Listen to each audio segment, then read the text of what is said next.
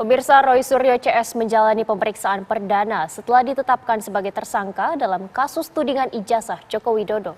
Pemeriksaan berlangsung selama 9 jam 20 menit. Ratusan pertanyaan pun diajukan penyidik Polda Metro Jaya kepada Roy Suryo CS.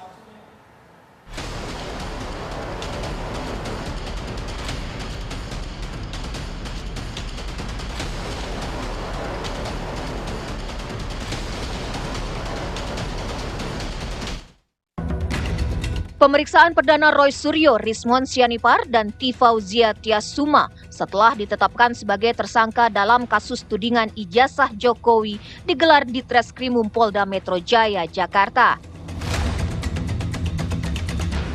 Pemeriksaan ketiganya dengan didampingi tim kuasa hukum digelar pada Kamis lalu. Kuasa hukum Roy Suryo menyatakan bahwa banyak bukti yang dihadirkan tidak relevan. Roy Suryo pun membawa bukti tersendiri dalam pemeriksaan kali ini untuk diperlihatkan kepada penyidik. Kemudian justru ini adalah langkah kita untuk semakin menegakkan kebenaran.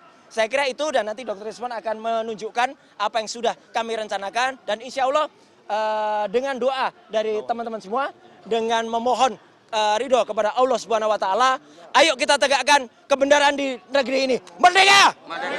Terima kasih. Wassalamualaikum warahmatullahi wabarakatuh. Ada, nanti buktinya kita terangkan. Tapi bawa buktinya sudah ada.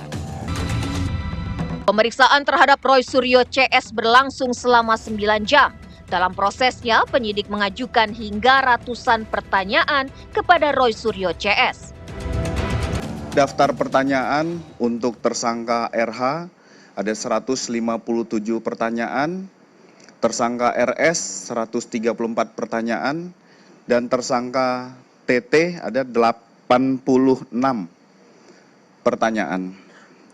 Penyidik melaksanakan pemeriksaan dengan prinsip legalitas, prosedural, proporsional, profesional, transparan, akuntabel, efektif, dan efisien.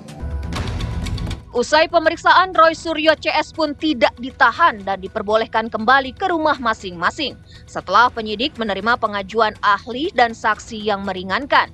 Adapun ahli yang diajukan berjumlah 2 orang serta 3 saksi yang meringankan akan diperiksa dalam waktu dekat. Tersangka sudah memberikan keterangannya. Setelah ini kepada ketiga tersangka kami perbolehkan untuk kembali ke rumahnya masing-masing. Kenapa demikian? Karena ketiga tersangka mengajukan ahli dan saksi yang meringankan. Tentunya dalam hal ini kami sebagai penyidik harus menjaga keseimbangan keterangan dan informasi sehingga proses penegakan hukum ini adil dan berimbang.